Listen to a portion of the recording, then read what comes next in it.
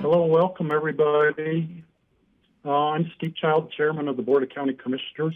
Today is a special work session. It's August 17th, 2020. We are going to be looking at the ASC Vision Committee final recommendations for the possible expansion at the Aspen Airport. We are going to have a presentation, like a slide presentation, by our county manager. John Peacock will be doing the commentating. And then after that is over, we will open the meeting up for public comment. This is the principal reason for having this meeting, is for us to listen to any comments that members of the public have. So we welcome all of you, aside from those who spoke the other day at the in-person meeting at the Door Hosier Center, are welcome to make comments today. So we hope everybody can be watching this. There is a link where you can do a call-in number. There's 3 different call-in numbers. I just want to verify that that is showing up on the grassroots screen. Yep, we've got that up. Thanks, Steve. Okay, there's 3 different numbers for people to call. We want you to limit your comments to 3 minutes at the most, please. That's what we allowed people the other day. John Peacock has a timer which will show on the screen showing how much time you have left for your comments. Now we realize that some of you will have comments longer than 3 minutes. You'll have maybe more information, more technical information or whatever. And we urge you to send all of that in writing to pickenscounty.com, and it will get to us. So thank you all for participating today. We look forward to having some really good comments from the public. We won't be responding to any of your comments. We are just here to listen today. So at this point, I'm going to turn it over to John Peacock to do the slide presentation. Thank you. All right. Thank you, Steve. I just want to be sure that you can hear me. Steve, if you could give me a thumbs up if you're hearing me okay. If you could be a little louder, John. Okay. I will try and get a little bit closer here. So thank you, Steve. I just want to note this first slide has the wrong date. Our first meeting was August 13th. I can assure you the presentation has not changed a bit since that time.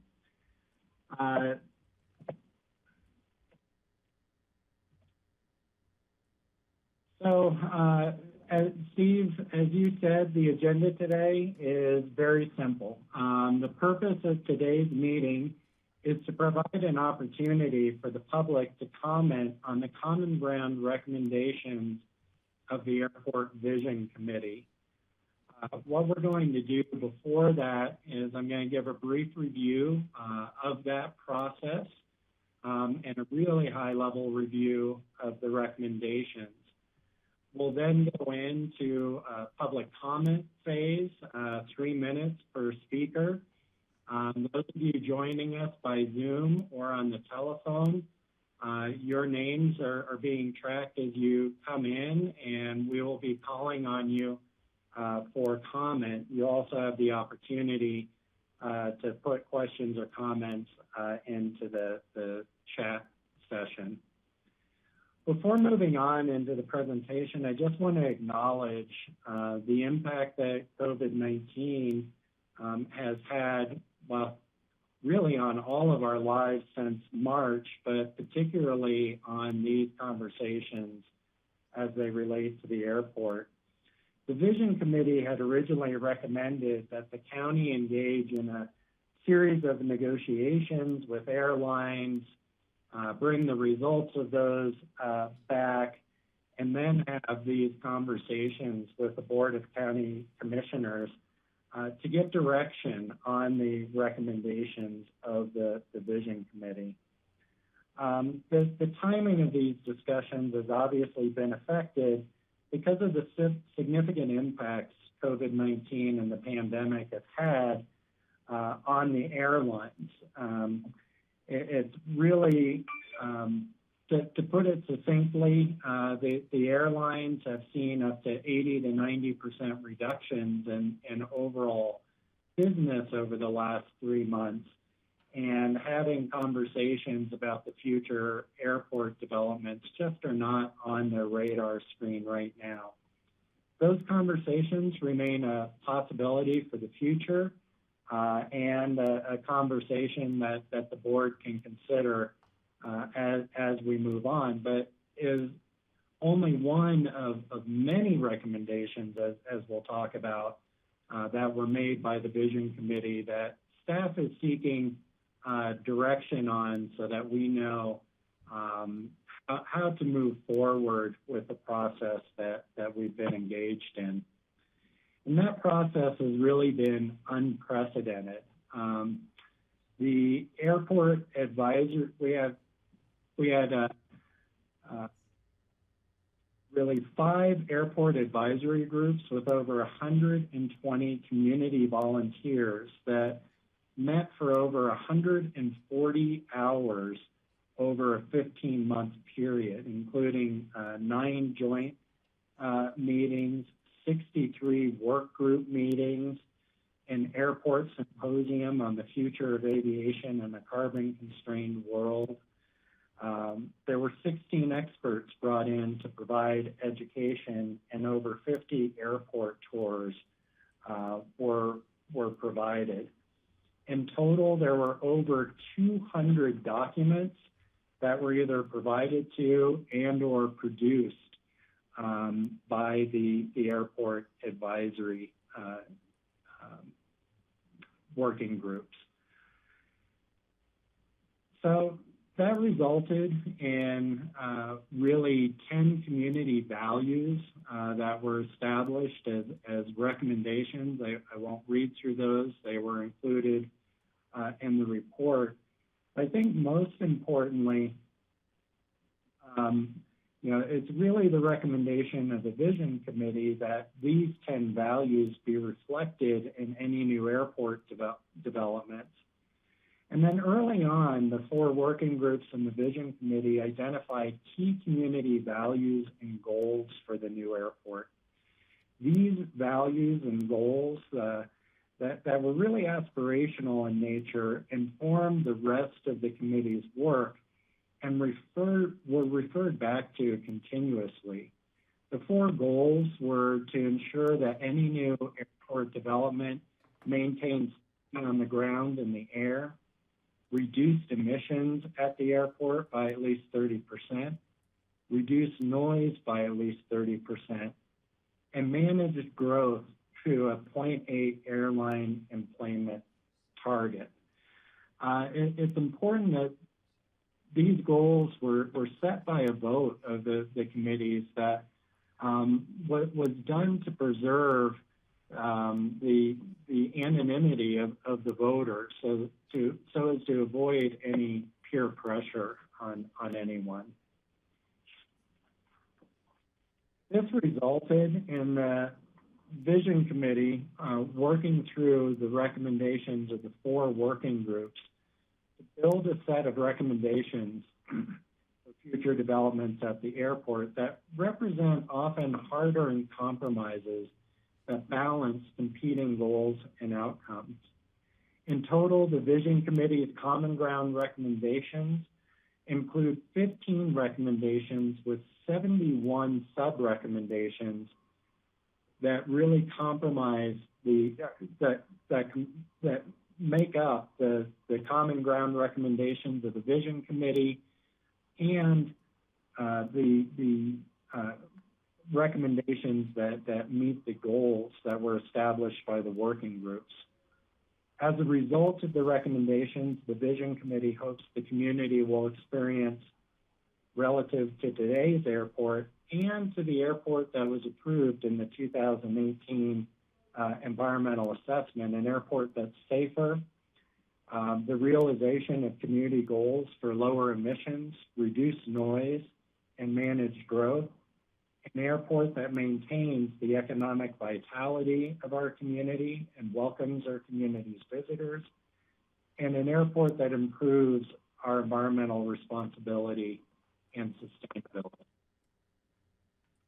Common Ground recommendations resulted in a new airport layout plan that leaves the center line of the runway where it is, incorporates opportunities for solar farms, electrification of the airfield, and limited west side development to accommodate general aviation parking, as well as a new terminal and layout for vehicle parking and connectivity to transit services so that we can most efficiently complete the last mile of a visit from the airport to a final destination. The result is really an airport and a proposal to the board of a project that achieves the 4 community goals and really is dramatically different from the project that was proposed in the 2018 environmental assessment. Frankly, the findings of the Vision Committee was that the 2018 airport plan was noisier and dirtier than that which the Vision Committee is proposing, and that the Vision Committee's recommendations would result in an airport that's dramatically cleaner and quieter than today's airport. Some of the improvements proposed by the Vision Committee would require a new NEPA process, whether that's an amendment to our existing environmental assessment or a new environmental assessment.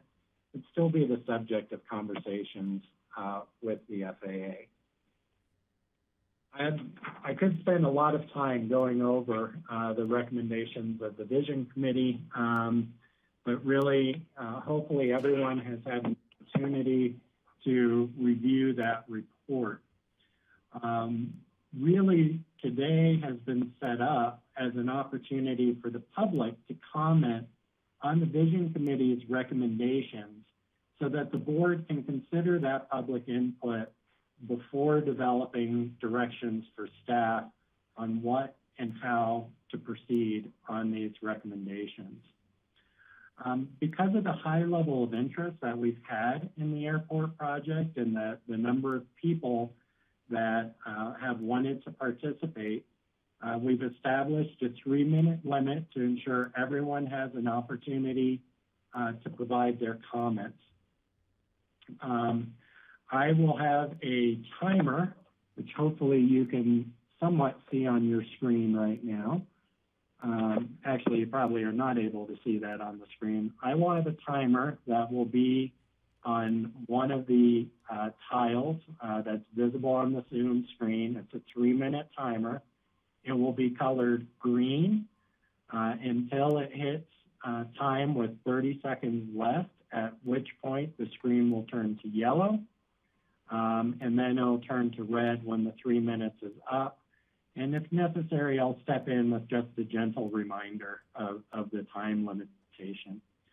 The other thing that I'd like to remind participants is that public speaking is hard.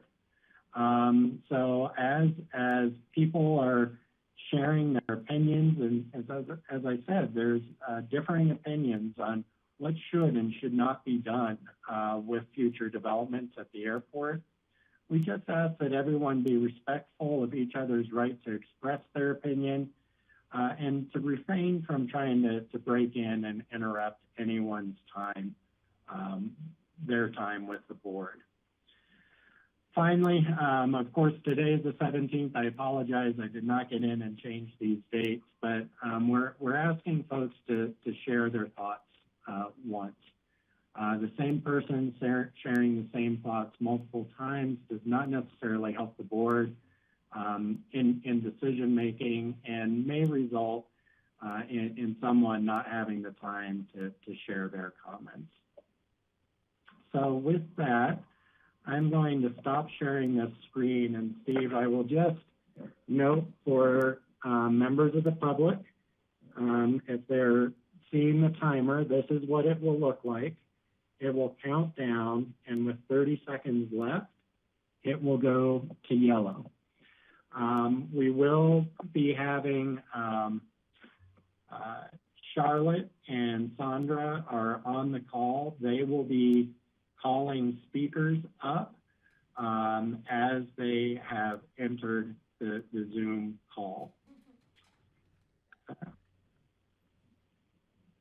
Any questions from the board? And if not, Steve, I will hand it back to you, and we can ask Charlotte to call our first speaker. Okay, thank you, John. And everybody be aware there is a chat room. If you have a technical question or something about the Zoom call, you could go on the chat room, and Andrew has been very good about talking to people, chatting with people already on that. You can also put questions into the Q&A down at the bottom of the screen at any point in time. And I think at some point we would go back and review those, make sure those questions are put out there for the commissioners to consider. So Charlotte and Sandra, oh, Kelly, go ahead, Kelly. I just also want to offer the helpful tip. If people are watching at home, they will need to mute their television. Otherwise, there is a delay on the TV feed, and it takes about 45 seconds to catch up.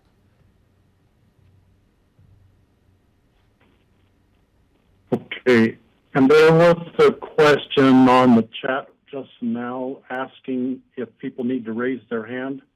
And I believe the system is that Charlotte and Sandra have been writing down people's names in the order that you have gotten onto the site. So right now we have quite a number of people already on the site, and I don't know, Charlotte or Sandra, I'm not sure who is going to call the names, but you may start right now calling the first person who entered the call. I guess if someone doesn't want to speak right now, but later on, just let us know that. We could put you down to the bottom of the list and give you a chance to collect your thoughts, or wait till later in the presentation to give your comments. All right, thank you, Steve. Andrew Shoemaker here in IT department for the county. I've got Charlotte and Sandra in the background. They have been keeping that list of all the people who want to speak and in the order roughly that they came in. So I'm going to start calling names here. I am going to call the first 3 names just so people know that they're up next. Oh, you need one for me here. So I'm going to go ahead and start. We're going to have Barry Vaughan speak first. Alex McKean is going to be on deck. And then Charles will be in the hole. So Barry Vaughan, I'm going to allow you to speak here. That's great. This is Barry Vaughan. Can you hear me? Yes, we can. Okay, terrific. Shall I start? Go ahead. Okay. Good evening. I'm Barry Vaughan. I was on the focus group. I live in Elgin-Bell. Most of the arguments against the recommended airside improvements are to the effect that we need more data, more studies, more public debate, more delay. Their proponents would like the board to decouple the terminal rebuild from airside improvements, proceed with the terminal, and kick the can down the road on improving the airside. That would be a huge mistake for at least 3 reasons. First, like John McBride and Dick Arnold, we're all for safety, but we tend to forget that the FAA's requirement that the runway be widened and the taxiway runway separation be increased is for safety. Right now, the airfield is less safe than it would be with these improvements. And like it or not, the FAA, not Pitkin County, is the final arbiter of what's safe both in the air and on the airfield. The board should not hesitate to make the airport more safe because of the unsubstantiated fear that more safe means more traffic. Second, the CRJ 700 is going away. That's an inconvenient truth for the opponents of airside improvements. But like climate change deniers, they simply refuse to face the facts. Unless you're going to believe that Bill Tomsich and all the other qualified experts who have spoken on the subject don't know what they're talking about, you have to accept the reality that the CRJ 700 is on the way out. Third, when Amory Lovin spoke to all of us last year, he made it pretty plain. The newer airplanes are cleaner, they're quieter, they're more fuel efficient, and they're safer. And they have wider wingspans. Electric carrier class planes are a nice idea, but in the near term, aspirational at best. And there's no reason to believe that when they are built, they'll be built with short, stubby wings just for us. Commissioner Newman was absolutely right when he observed recently that the Vision Committee's recommendation number 12 on widening the runway and increasing runway taxiway separation, it is the core issue in the report. Everything else is secondary. It's all important, but all those other recommendations are secondary. Recommendation 12 is the sine qua non. And Evan Marks is right. The terminal building project would be a great source of jobs. And as everyone recognizes, the terminal building is too old, too small, and not safe. But that's only if we don't lose air carrier service into Aspen. If the CRJs go away and the runway stays narrow, we won't need a new terminal. Unless you want to risk triggering the collapse of carrier air service into Aspen, there's only one rational answer to the question facing the board. Endorse and approve the Vision Committee's recommendations as a whole, and wish the county's representatives good luck in the negotiations with the airlines and the FAA on recommendation 12. They're going to need it. Thank you. Thanks, Barry. Next, we'll have Alex Thank you, McKean. Barry. And Christian, you'll be in the hole.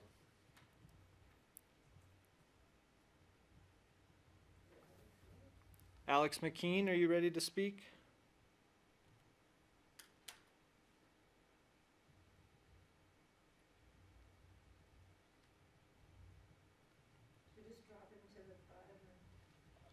Yep, we can skip him and go to Charles. Alex is muted if he's trying to speak. So we'll come back to you, Alex, and for now we'll jump ahead to Charles. Charles, if you'd like to speak now.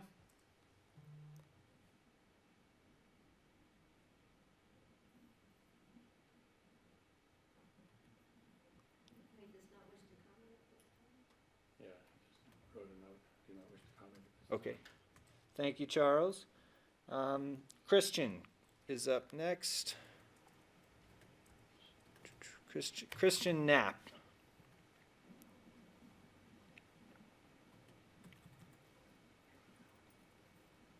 Hello, this is Christian. Michael Miracle, I believe, is going to, and Mike Kaplan are going to speak on behalf of Aspen Ski. Great. Thank you. Jackie Francis will be next.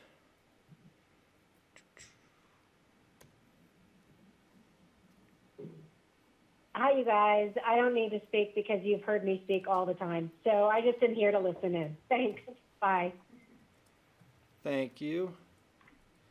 Let's see who's next. Meg Haynes.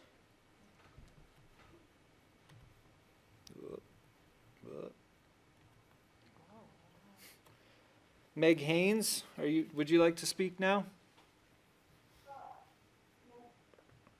I'm happily sitting here listening to everyone else's comments. Thank you. Thank you. Michael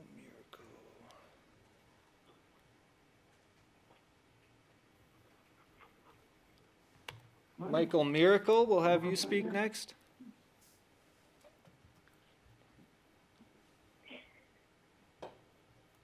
Yes, I will speak. Can you hear me? Yes, we can. We can hear you. Okay. I was on the community character working group, and I want to just speak to some areas of community concern that I think maybe are worth reemphasizing. I live in Aspen. The first one is local access. Multiple working groups emphasize the airport's importance for residents of the Roaring Fork Valley. And within that, a stated concern was preventing airfares from becoming prohibitively expensive for locals. The common ground recommendation would help in this regard. On the other hand, lessening the quantity and range of commercial service will only result in higher fares. Price-sensitive locals need the Aspen Airport to move in the opposite direction. We want this airport to be more affordable for locals. Another area I've heard a lot about is the assumption that there are big privates out there that as soon as the airport allows wider wingspans, they will start flying here. To kind of dig in on this, I asked Bill Tomsich to help me do some research, and he pulled private aircraft data from December 26th at Eagle Airport. Now, Eagle is a full Aspen Airport Design Group 4, which means that it can have planes with wingspans up to 171 feet. And of the planes scheduled to arrive or depart on December 26th in Eagle, not one of them would have not been able to land at the Aspen Airport of today with a 95-foot wingspan restriction. Bill pulled more data just this past August 10th. He pulled it for Eagle, Colorado Springs, Centennial, Jackson Hole, Sun Valley, Bozeman, Truckee, Nantucket, and Martha's Vineyard. Like Aspen, there's been a significant uptick in private jet traffic as part of the urban exodus at those airports. Of the 1,561 aircraft Bill identified, only 2 of them exceeded Aspen's current 95-foot wingspan. One was an Air Force Boeing 737. The other was a private 767, both of them at Colorado Springs. The bottom line here, the big privates argument is a classic red herring. It's demonstrably false, and I will forward the Excel sheets with all of these aircraft data to the committee. I want to add something about the post-COVID context because we've been hearing a lot about that. Over the past 4 months, Delta has accelerated the retirement of all of its 777s, McDonnell Douglas 88s, MD-90s, and just this week announced the retirement of its last remaining 737-700s in order to, quote, make Delta a smaller, more efficient airline over the next several years by accelerating fleet simplification. The takeaway here is that COVID is teaching airlines that they want a more nimble, flexible fleet. The smallest mainline planes, such as the Common Ground Preferred Airbus A220-100, make a lot of sense going forward. They can function well regionally, but also can fly some longer mainline routes. And Michael, you've reached your 3 minutes. Okay, the upside for Aspen here is that this trend would make the airlines even more amenable to accepting the plane size restrictions that the Common Ground requires them to agree to. Thank you, Michael. Next, we'll have Mike. Oh, sorry. Go ahead, George. I'm going to call on George right now. Hey, would you just clarify who's speaking first and last names, since I can't hear who's actually who the comment is coming from. First and last name would be helpful. So, George, that was Michael Miracle talking there. No, No, Michael Kaplan. was that Michael Miracle? That was Michael Miracle, yes. Andrew? Yes, that was Michael Miracle, John. Oh, I'm sorry, that was Michael Miracle. Thank you, Steve. All right, so next we'll go to Mike Tunt, and Phillip Golden, you'll be on deck, and Sarah Garton, you'll be in the hole. And as the commissioners just said, if you'll please state your name for the record when you start, that would be great. So Mike Tunt. I'm just listening in. I don't have any comments at this time. Thank you. All right, thank you. Phillip Golden is up next.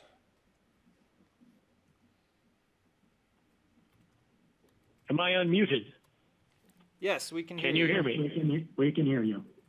Good afternoon. My name's Phillip Golden. I'm a resident of Pitkin County and of Aspen. Until recently, I worked at the airport. I'd like to talk specifically about one small area that I've been trying to follow as best I can and haven't really seen any detail on. This would actually go to some important points that have been noted before, including flexibility, efficiency, local access, and price sensitivity. The point I'm trying to make is we need an airport in the future where competition is a viable alternative to the existing airlines. The facts are that the three airlines do not share gates. I know of no airlines that share gates at various other airports. So if and when another airline would like to come fly to Aspen, and in this post-COVID world, who knows when that will be, but who knows?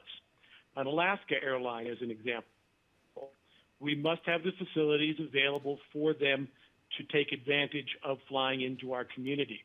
So I ask you, when we start considering details of the actual new terminal structure, and I think everyone pretty much agrees that a new terminal will be an advantage, that the ability to create more competition in our market will be of great benefit to your constituents and the residents of the Roaring Fork Valley. I think anyone who was living here more than 10 years ago remembers when we had both Frontier and United flying Aspen to Denver and how useful that was. Anyway, those are my views and opinions on this one small subject.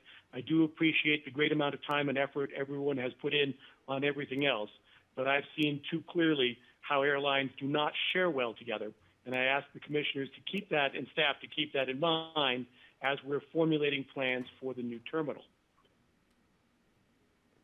That's it. Thank you. Thanks, Philip. Next up, we'll have Sarah Garton.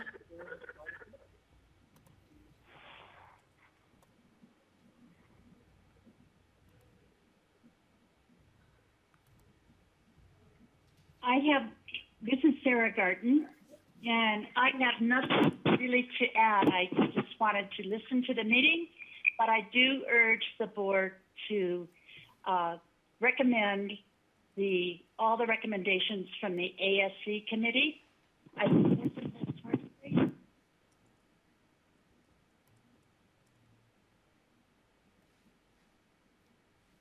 Sarah, were you done? I think so.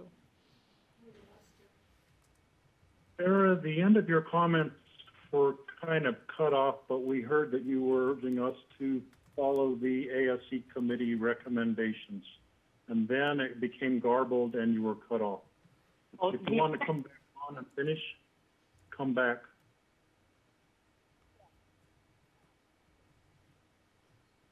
Okay. So we'll move on. Next is Sheldon Fingerman.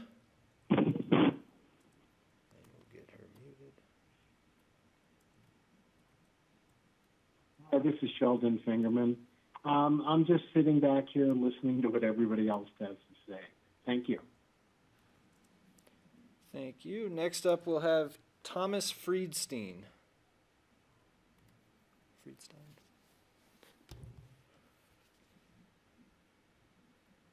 Can you hear me? Yes, we can. Okay, great. This is Thomas Friedstein.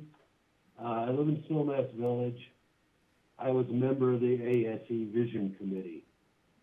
And I sent in my comments earlier, not knowing if I'd be able to make this meeting, and fortunately I am able to make it. So I'd like to just briefly summarize my comment. First of all, I've heard a lot of negative comments last week. I would like to express my strong support for the recommendations in the final report, and I only have one exception, which I'd like to explain. First, I want to amplify what I believe is the most important item in the report.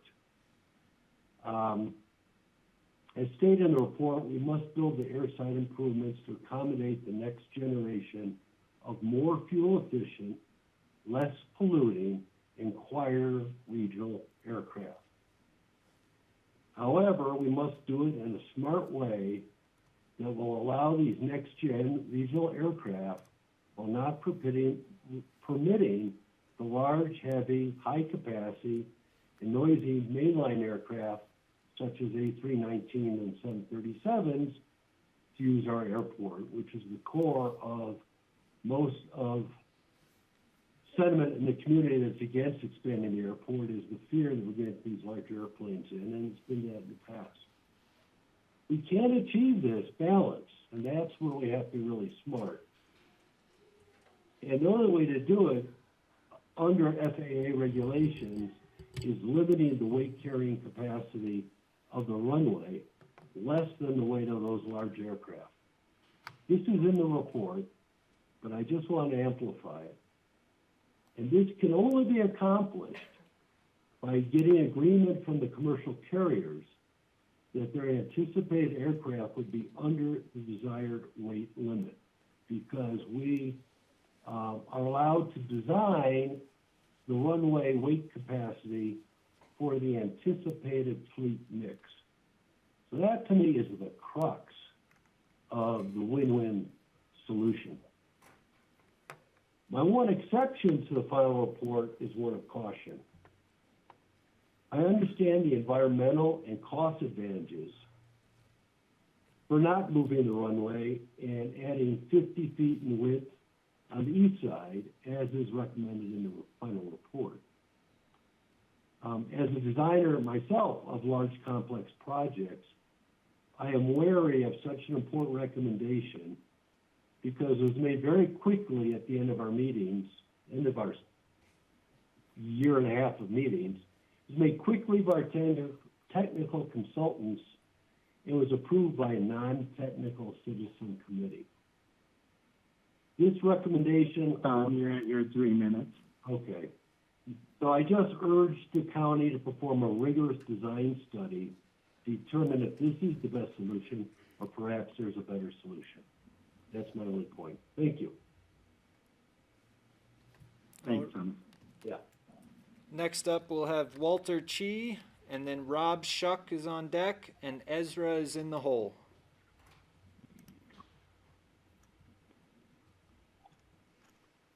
Hey everybody, Walter Chi here.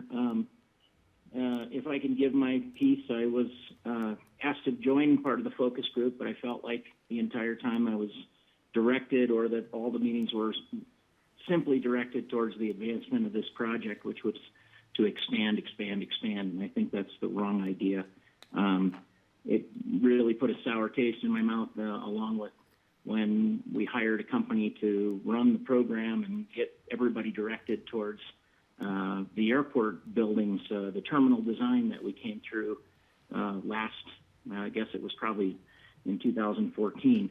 I've been a tenant at the airport with an airplane there, and I see this project just limiting the number of planes that can actually be based there, keeping the Everybody Flies program there and things like that that do promote the traffic and local aviation enthusiasts. I also would like to say that I think that it also will put a damper on the requirement of the county with its FAA funding to allow a second FBO come in. The space and the drawings don't accommodate that at all, other than a place on the far side of the airport over by the ARF building to have a second FBO or general aviation parking. I think all of these things, along with are not recognizing the safety of this program to allow the bigger planes to come in, that once this opens up that window, we will not be able to limit anybody coming in. I believe right now the landing capabilities of the runway are somewhere near 150,000 pounds for dual tandem wheels. So I think we're already past any kind of limiting process of whatever kind of plane the airline wants to bring in here. Once we open it up to that size limit, we will. So limiting the parking on the field, limiting the space, just feels to me like what has happened in Aspen, that we have automatically opened it up to allow more and more people to come in, more and more bed space, but not accommodated the road that goes into Aspen. I've been there. I think everyone here has. Sitting in line, it's taken me longer to fly from Denver to Aspen than the 40 minutes it may take me to get to the roundabout from the airport. And we're just going to continue to promote that and not have parking. I believe that the number of private planes that will be trying to get in here quickly take up all the landing space, take up all the parking, and we cannot limit that to allow them and only them or only the airlines to come in and make those parking spots and slots. But thank you for listening to me, and I hope you make the decision to keep our airport small. Thanks, Walter. Next up, we've got Rob Shuck, Ezra on deck, and Crystal Logan in the hole. Hey, good afternoon. This is Rob Shuck. Can everybody hear me? Yes, we can. All right, awesome. I want to thank everyone that's been involved with this planning process. I am a long-time seasonal visitor to Aspen and Snowmass. Love the valley. I'm stuck in Florida right now because of the COVID. I wish I was out there. You guys are in a better spot. I am a general aviation pilot. I fly little airplanes with propellers because it's fun. I obviously fly on airlines sometimes too, but I want to address my comments to little planes with propellers, kind of echoing the sentiments of the previous speaker.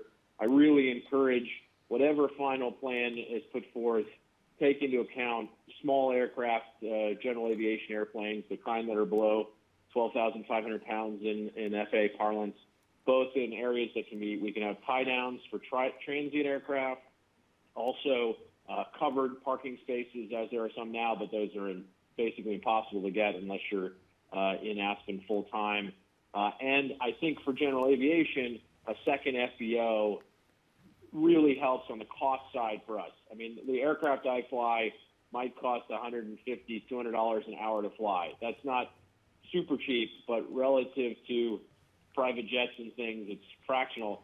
But if you suddenly have parking fees that, rival the hourly cost of the aircraft for overnight, it becomes prohibitive for just the aviation enthusiast pilot like myself to be able to fly around the Aspen area. So please take that into consideration. Planning for a second FBO, transit airport, tie-down space for small aircraft, and covered parking. On the airline side, this is a hot-button issue. I know everybody's working hard on it. I really appreciate what everyone involved in this process has done. I know this is hard for you. I'll just say, as a user of the airline side of the airport, losing the curbside temporary pickup and drop-off parking, which I know is for security-related reasons, boy, that was tough. And I encourage people not to idle their vehicles. I think in 10 years' time, you're going to have a whole lot more electric vehicles, so the idling emissions issue will somewhat be subsided. But maybe if there's a way in the planning process to bring back some 15-minute parking so I can go pick up my elderly mother at the airline without having to trudge her way out to distant parking, that would be fantastic. I'm sure you'll figure out everything else. Thanks for all the hard work. I can land on the current runway or any one you build. I'd love to have a parking space once I pull my little Cessna up somewhere. So thank you so much, and you guys have stay safe out there. And I look forward to seeing you once it starts snowing. All right, thanks, Rob. All right, next up we've got Ezra, and then Crystal Logan on deck, and Mike Kaplan in the hole. And just a reminder to state your first and last name for the record would be great. Okay, my name is Ezra Lucas. Can you guys hear me? Yes, we can. We can. Great. Functioning well. Thanks for taking the time. It's good to see everybody involved. As a Aspen native, I've seen this place change considerably. And one of the great changes that's occurred this year is the increase in traffic. It's also occurred in the previous years. So I just want to state that I am opposed to the expansion of the airport, and I have a couple of questions. In the report and recommendation, it says the county has relatively little control over the air side of airport operations, runway, taxiway, landing, and takeoff procedures, etc. It appears that the county, and I may be wrong, but does the county control the air side of the airport now with regard to the decision to make the runway, taxiway larger? And once the runway is larger, can the county exercise any limitations after the fact? It sounds like no. And also, currently, it talks about setting baselines for emissions, et cetera. And I was just curious if the county knows how much carbon dioxide is emitted per person on the GA flights, or if there's any information, or if there are even people on the flights occasionally. I think that's all I have to add at this point. And again, thanks for taking your time. Thanks, Ezra. So next up, we've got Crystal Logan, then Mike Kaplan on deck, and David Ellis in the hole. So, Crystal.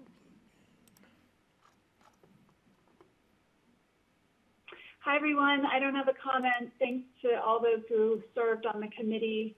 This is Crystal Logan. Thank you. Thanks.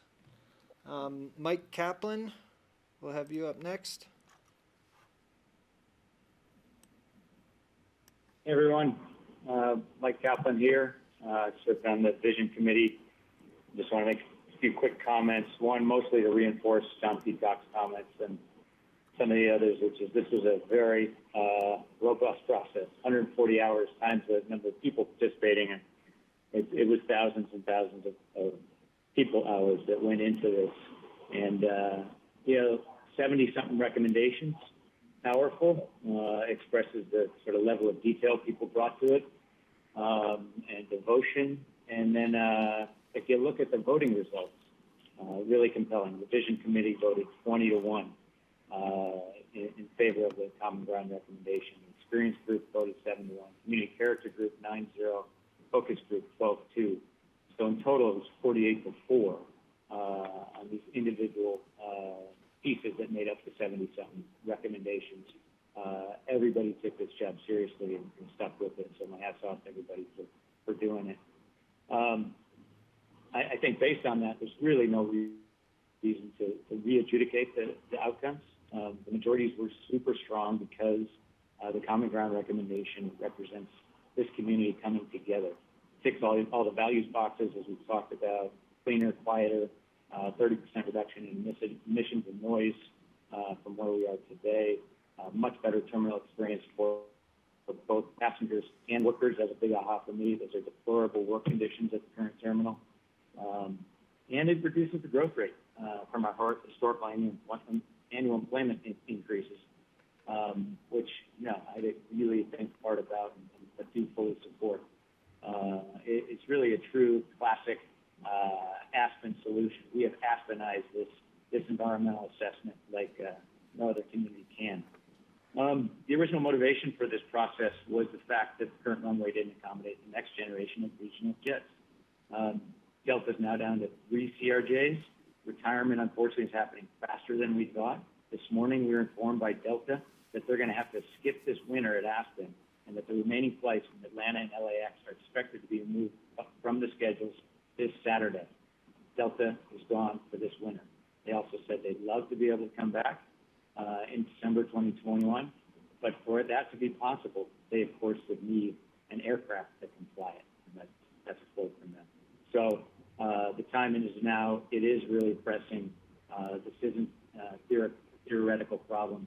It's upon us now, and I really concerned about, keep the airport small. What does that actually mean?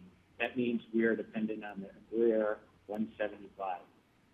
It's less efficient and noisier than the CRJ 700, way more impactful upon our values, and something that we cannot accept. And so again, I obviously support the Common Ground recommendation. Thank you.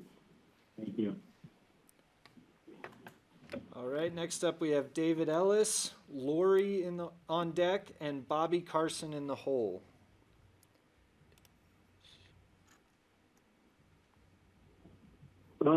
I'm primarily listening, no comment at this time.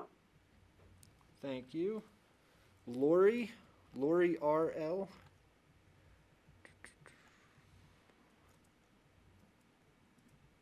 Is not on the list anymore. We'll go to Bobby Carson.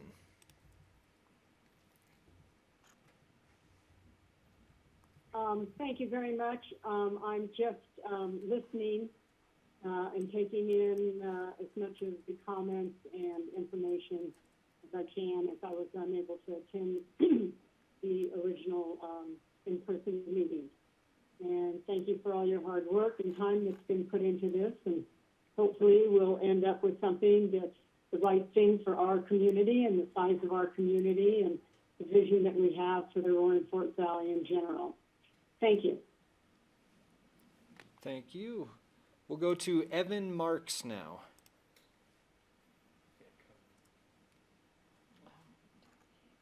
Yeah, I think Evans commented at the first meeting. I think Evans listening in. All right. We'll go next to Jeff Bay and Hillary Burgess on deck.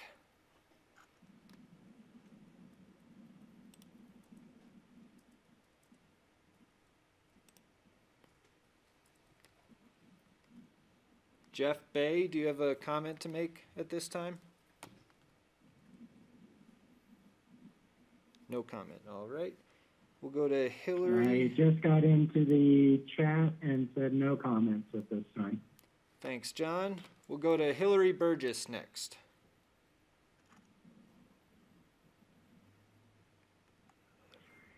I'm just here to listen. Thank you. Thank you. All right, next is Broughton Cheryl.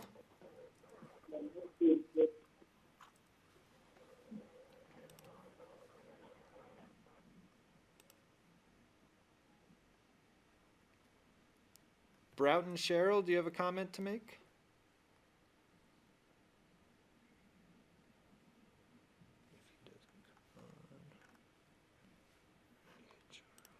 All right, we'll move on. Mike's not here.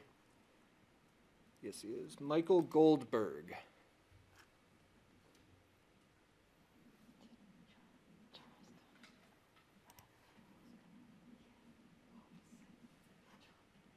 No Michael. All right, no Lanny. David. I think that was the St. Charles that was before.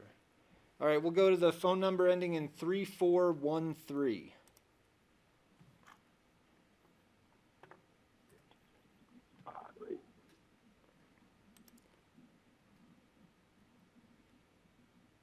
And you may have to hit *6 to unmute your phone.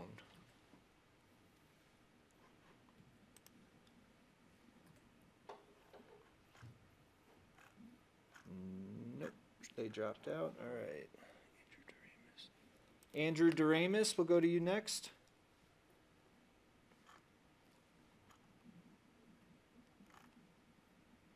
You really want to listen to me talk? You know, I'll briefly comment. I'll reiterate what Mike Kaplan said. Thousands of hours of discussion, design, and effort went into this project. I've been involved in it since the master plan started more than 10 years ago. This was part of the master plan that's been modified some. We've been 10 years in this. My only comment is we cannot wait another 10 years or we'll be left in the dust. I believe that the plan is a good one. It's solid. I was one of the few that did not want the runway to stay put, but because of economic decision and the less impact of keeping it in place and widening it on both sides saved the economy for, instead of 4 shoulder seasons, 2, which I think is a smart decision. The parking that was mentioned before, we are not losing parking. We're actually gaining parking because we're moving stuff to the west side.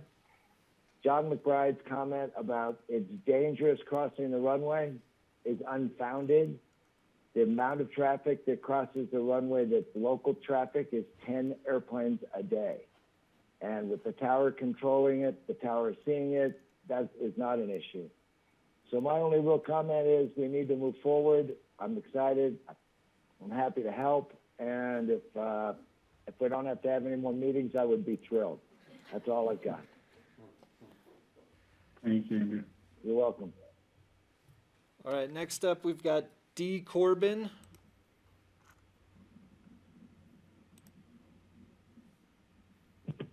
Hello, David Corbin speaking, technical committee member, and I want to say that I thought the process was very robust, extremely thorough, open, and transparent. And I think Andrew's comment, I too would hope we wouldn't have any more meetings. But all of the ones that we did hold, I think were really important. I thought the presentations throughout were technical and incisive and very helpful. In the technical committee, I think the core question that we really came to consider more than anything is really whether or not the community desired to retain commercial air service. And I think without question, the majority of the technical committee indeed favored continued commercial air service into the Aspen Airport.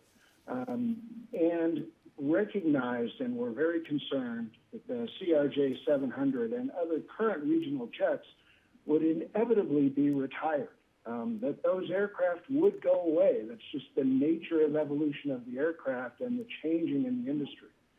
And the next generation planes are quite clearly aircraft with larger wingspans, but they are indeed more efficient economically and environmentally.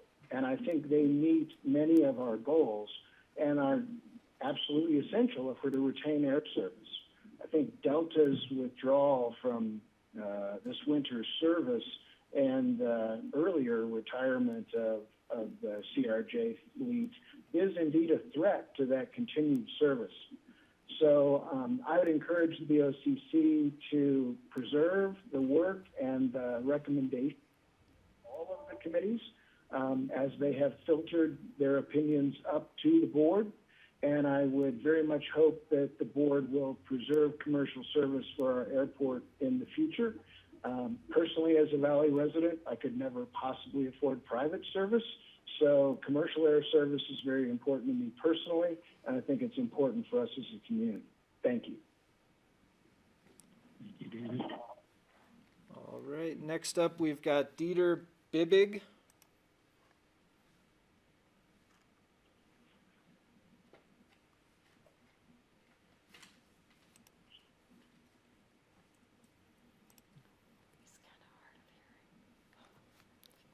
Dieter, if you have a comment to make at this time.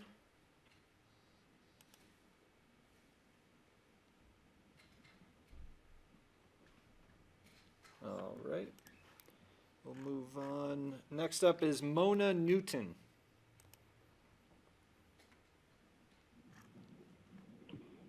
Hi, all. I think that Michael Kaplan really kind of summarized everything. But what I'd like to just add and reemphasize are the elements of environmentalism and maybe energy efficiency or net zero that we discussed over the time that we worked on this project. I sat on the visioning committee, and I think that there are a number of us who were in agreement that when a new terminal is built, that it should be net zero, that it should be, the goal, not an aspirational goal, but it should be a goal.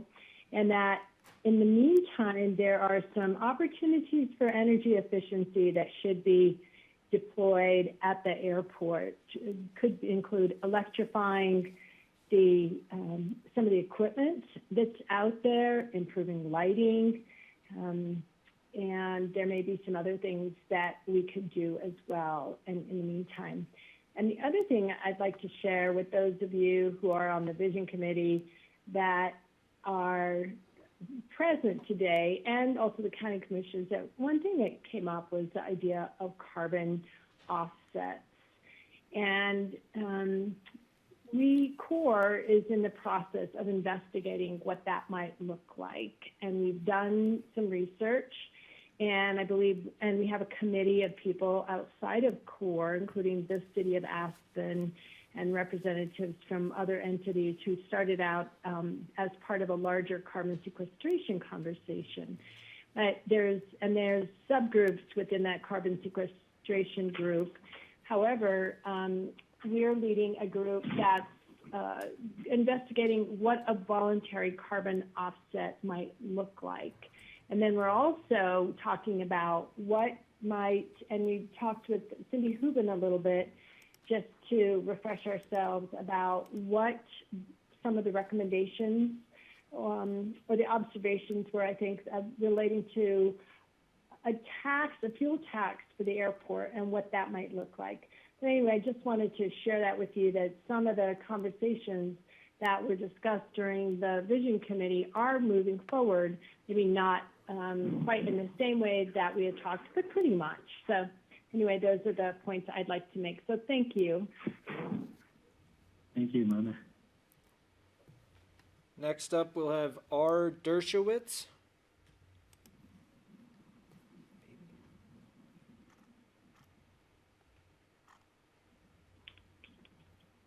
I was just listening and I don't need to make a comment.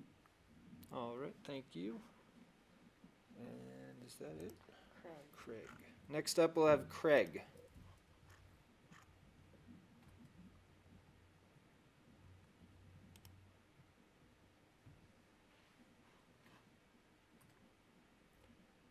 Craig, if you'd like to make a comment now.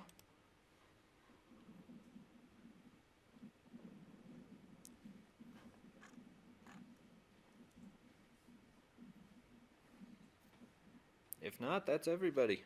Going back to Alex. Yeah, Go back to Alex at the top. Alex, he's not on the call anymore. Meg Haynes has her hand raised. Meg, we'll go to you now. She said no comment. Hi, it's Langdon Dresser. Actually, I'm on Meg's computer. I would like to real quickly comment. As a younger member of this community and also part of the vision process on the focus group, I fully support what the vision committee came to as their common ground recommendation, and I would love to see that move forward sooner rather than later. And as one of the others said, not have any more meetings about this and get on with the process. I also agree with what some of the others have said about remembering general aviation and looking into the possibility of a second FBO to create a little bit of competition in that space and to help lower the cost of general aviation and support that at the Aspen Airport. I think that some of the larger planes and these new generation of regional aircraft, despite them being slightly larger, completely fit into the primary values that all of the committees came up with throughout this process. Despite their larger size, they're more efficient, less noise, and fit the community goals.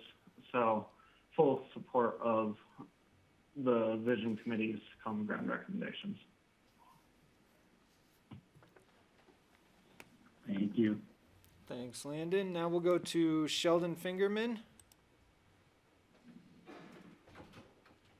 Hi, this is Sheldon Fingerman. I passed on the first go-round, and basically all I'm hearing is about planes and runways and things like that.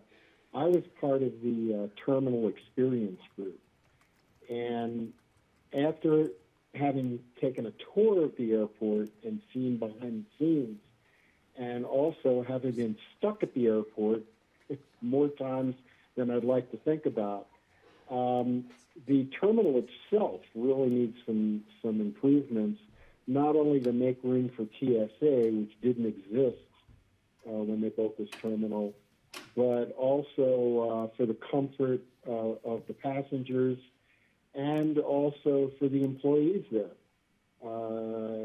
We got to look at some of the break rooms and things like that. They're really horrible.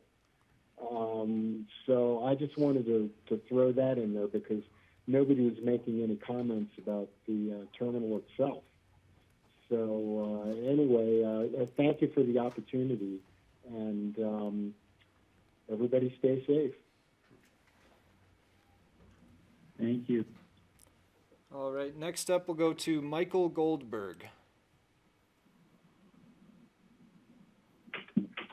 Thank you for the opportunity. Apologize, but I've just been able to join this meeting due to other obligations, so I'm not sure who and what preceded me, but I would simply like to raise my hand as being very much in favor of this expansion. I think you've come up with a very good alternative to what was a cumbersome and complicated plan to begin with.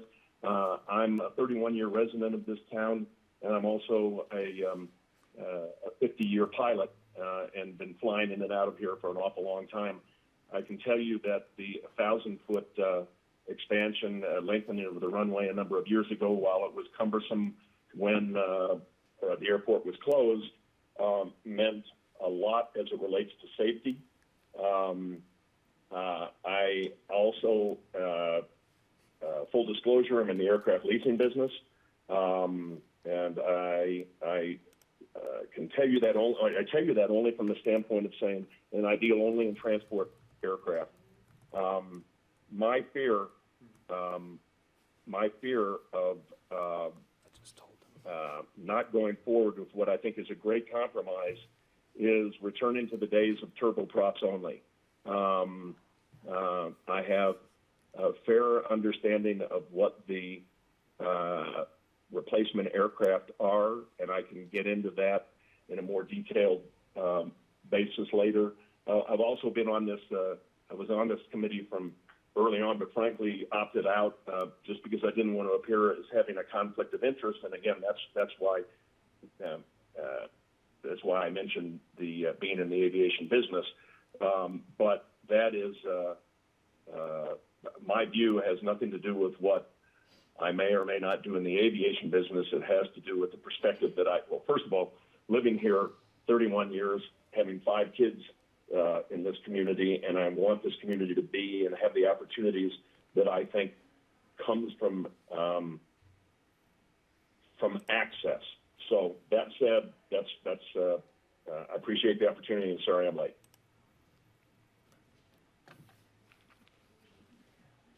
Thank you. Thank you, Michael. Yeah, time is going, but I think you kept it within your time frame. Your comments were very timely. You weren't really late for making your comments. John, your timer wasn't going that time. Yeah, sorry about that. Dieter. All right. Dieter Bibig, we'll try you again. You're going to need to unmute your device.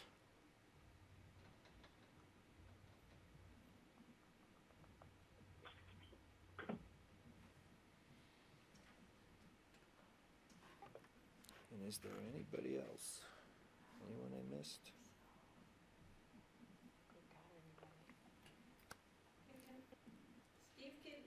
So either, Steve, yes, go ahead. if we're kind of at the end of public comment, I just want to clarify a thank you. And I think it's great people are thanking for all the hard work. It needs to really go to each and every member of the committees, the time, the energy, the passion that they all put in, and to our staff. County staff was really working hard at all levels to prepare for those meetings, to conduct those meetings, to follow up with those meetings. And I think I can speak for the entire Board of Commissioners that we thank everybody for all their time and energy. And now it's our turn to do the hard work. And I think the Board of Commissioners is ready to have discussions and move this forward. Whatever direction we may choose, we don't really know yet. We'll have to wait till we have time to deliberate and discuss it amongst ourselves. So thank you. And real quick, Steve, we did get Dieter unmuted, so I'd like to give him the chance to speak now.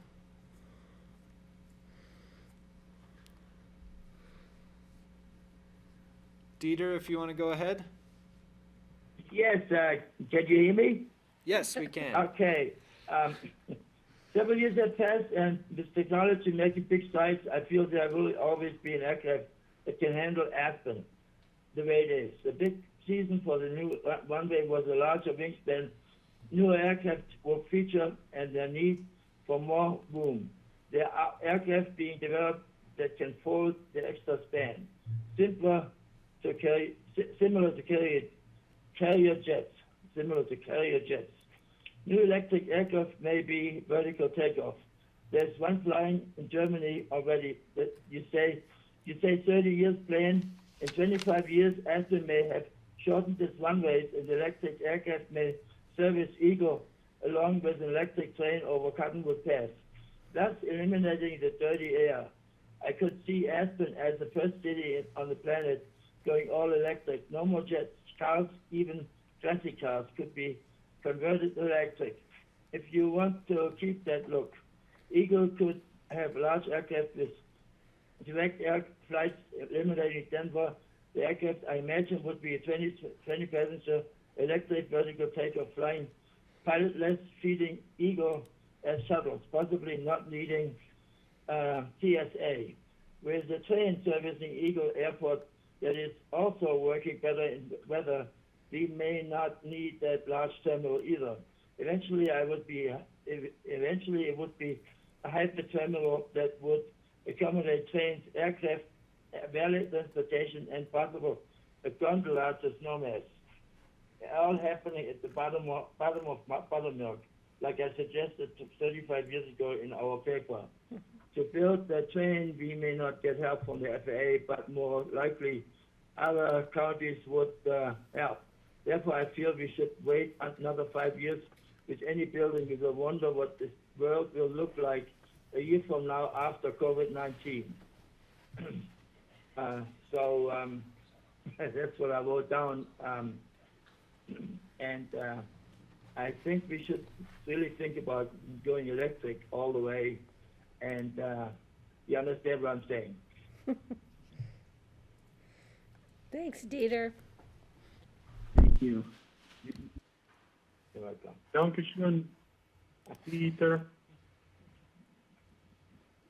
That's all we've got for public I comments, want to Steve. make sure that there could be other people who had trouble connecting. Some different names were called. I think if you could raise your hand on the raise your hand feature, and we'll give another minute and see. Or you could send a message on the chat if you're having trouble connecting. I want to make sure that everyone who wants to talk is able to tonight.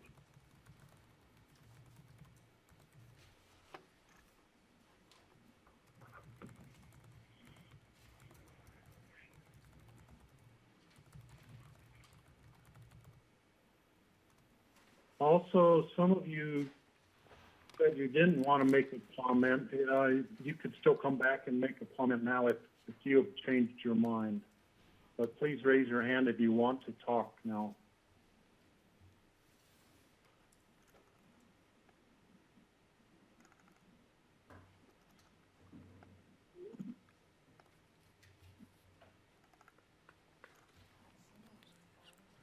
We'll give another half a minute, and then we'll close the public hearing at that point if we don't have anyone respond before then.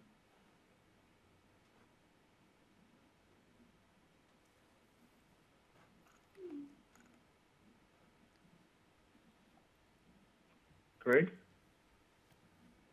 I just want to say, Steve, thank you. I just received an email from Amory Levens, who submitted his comments in writing. He just wanted to get them to us before today's meeting ended. He was concerned about a deadline. Do we have a deadline for comments for today? At this point, we do not have a deadline. We have not set a closing date for comments. And I'll take this opportunity to make closing comments. First of all, We've got a hand raised. Steve, I think we do welcome. I think we do have a deadline, maybe. I think there is something might have been posted. On the website, it's midnight tonight to submit your comments there. So on the website, there is a deadline to submit comments by midnight tonight. In the future, what's that? Is your microphone on? Yeah, in the future, also the board will be deliberating and will be taking public action as well. So again, there will be another opportunity here, but that's after they've made their decision and Because moving it's my forward. understanding our decision will have to go either to a resolution, or an ordinance, probably a reso, I don't know, but we'll have another public process when that comes up. So Correct. we're not done yet. We have a long way to go. Okay, great. So Charlotte has that, and she'll distribute it to the board and put it into the record. Correct. From Amory. Okay. And we also received several other written comments today and on emails, and some of the people also spoke today at the public hearing. So rest assured assured that if you have already sent your emails, that we will get your comments. Those who have not sent your emails, you better get things written down and send it off this evening. So I'd like to thank everyone in the public who participated today, either just listening in or making Steve? comments. Sorry, Yes? I'm sorry to rudely cut you off. I apologize. In the room here, Andrew says we've got 2 hands get raised since we've been doing our house cleaning. And so I wanted to turn back to you about acknowledging those folks. Okay, so I see Meg Haynes' hand is raised.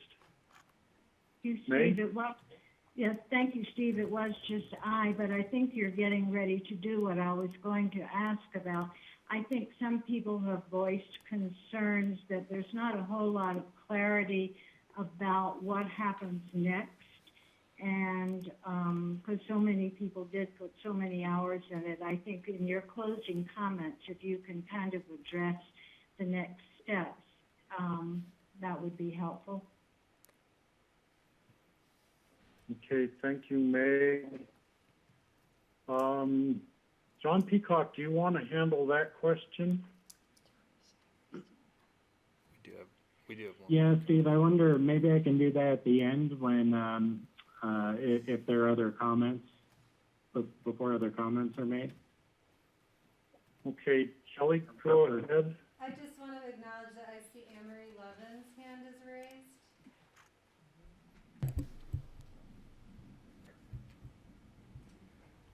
Hello. So Amory.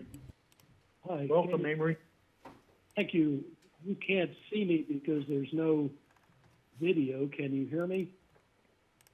Yeah. Yes, we can hear you, Amory. I sent in a little before 4 o'clock a 3-page written comment, which I'll summarize very briefly. I think a decision on the report is premature because the aviation industry is in the midst of profound and rapid change. I think the airplane options are broader than described in the report and will emerge very rapidly over the next decade. I don't think the description of the CRJ 700 supposed prompt retirement is plausible or well-founded, and that's what this whole exercise rests on. Indeed, the trade press reports a similar model has just sold 20 to GoJet for United in February. I think the logic of the report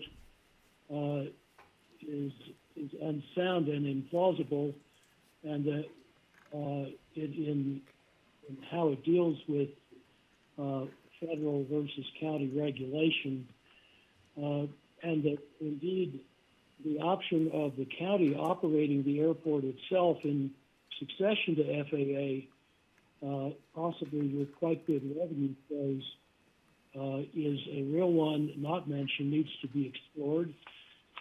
There are major safety issues that have been raised with division leadership and sent to the commissioners that are not mentioned in the report and need to be handled.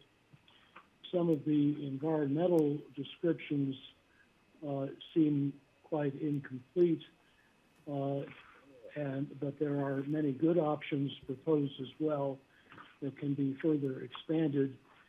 And I've recommended that you talk to a local expert who has a lot to contribute but hasn't been heard.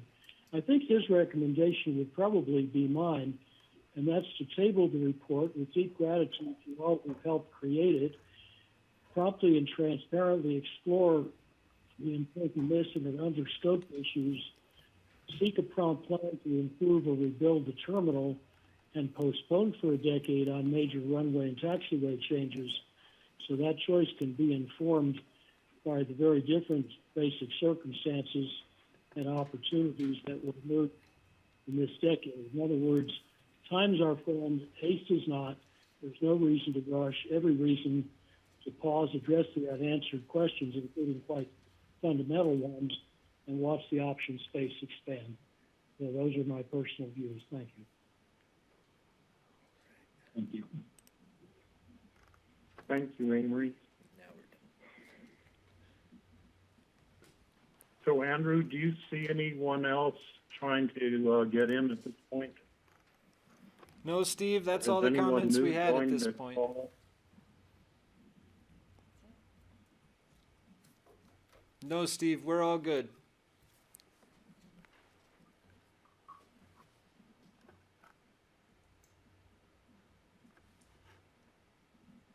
So I'd like to thank everyone again for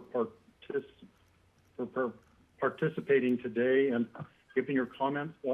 Just like the other day, we had some new ideas have been brought forward by people. We appreciate your ideas and your comments. The BOCC has a long process and difficult process ahead of us at this point. And I'm going to have John Peacock fill you in on the details of that. I know that next week we will be having our first work session to start going over the recommendations. And John, let me turn it over to you at this point. Yeah. And I guess I can officially close the public hearing also at this point before anything else. Thank you. Okay.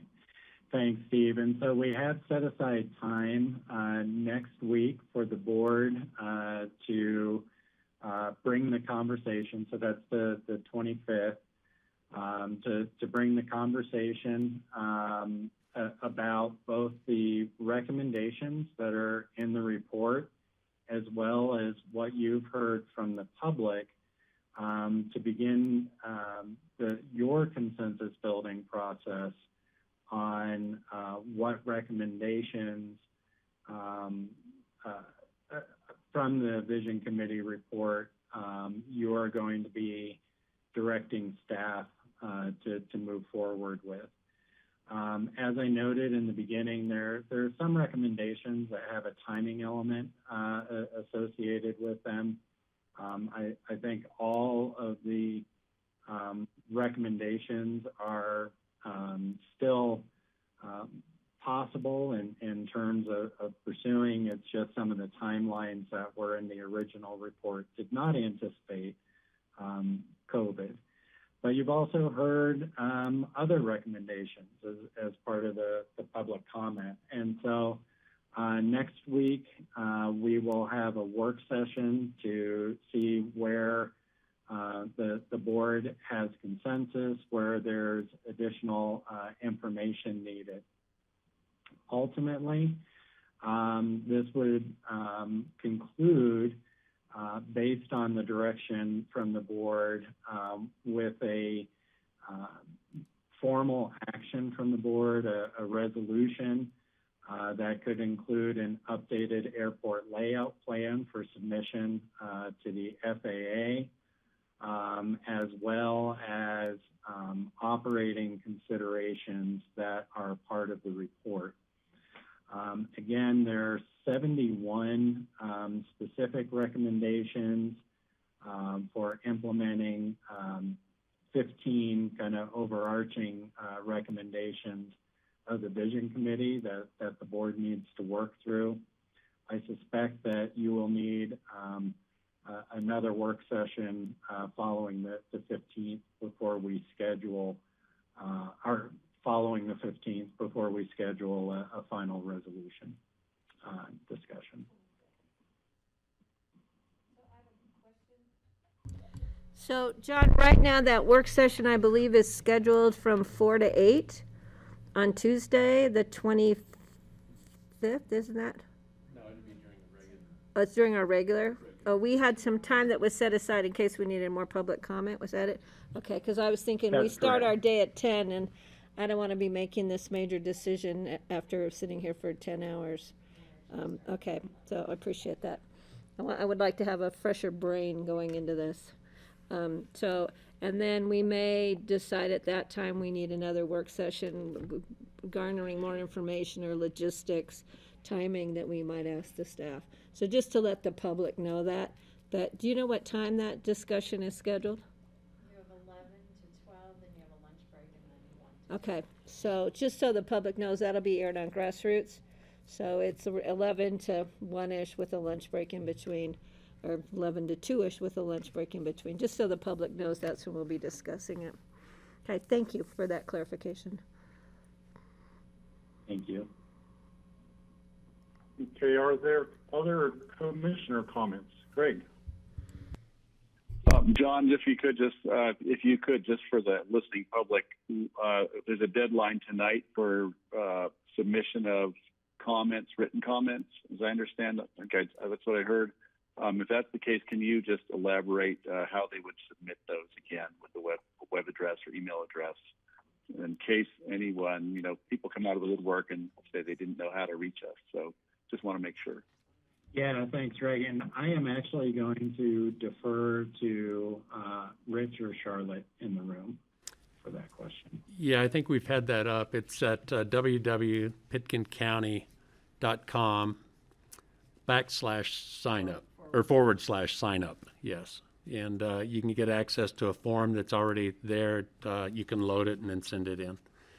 And then we've had people just send them directly to the Board of Commissioners. Certainly, we can accept them that way as well, just in email. And we'll forward those on. Yep, and those will be And is that uh, collected and forwarded. BOCC@pitkincounty.com? No, I think it's to the individual commissioners, because I don't know if anybody ever picks up BOCC. Yeah. Or to Charlotte.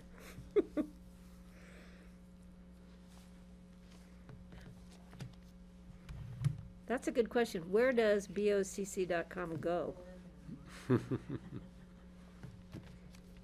I've never found it. Now, I might be the devil's advocate in this process. Why do we have a cutoff tonight? Could we make it at the end of the week or something? This is a really important decision and discussion, and I think there's going to be complaints from the public if we just say, all right, today was your last chance you could speak at a public hearing. Tonight at midnight's the last chance you could submit written comments. I think I'd be willing to give a few more days for written comments to arrive personally. I think that would be wise. Is it a matter of getting it into the packet? Thank you, Pat. More about the, I think the logistics, Steve, about having time to compile all of it and prepare it for your packets for your first discussion. We are trying to give a deadline for the public to, again, just ensure, for those who are interested, an opportunity for their comments to be included. Of course, the public is always free to comment to board members at any time on any topic, but we thought it would be better for the public to know when their comments would be included in the packet that you'd consider for a work session. So that was the reason for the cutoff. If the board wants, and that you may or may not get all the comments in your packet. Yeah, I mean, I agree with that. This process has gone on for 15 months. Over 100 people have actively participated. There's along those 15 months, we have periodically received emails from the public. We've just gone through 2 public sessions, and without a doubt, someone's going to come out of the woodwork and say, "Gee, I never knew you guys were talking about an airport expansion." I mean, it always happens. So I think we have to have a deadline, and we have to have the opportunities to review all the information for next week's session.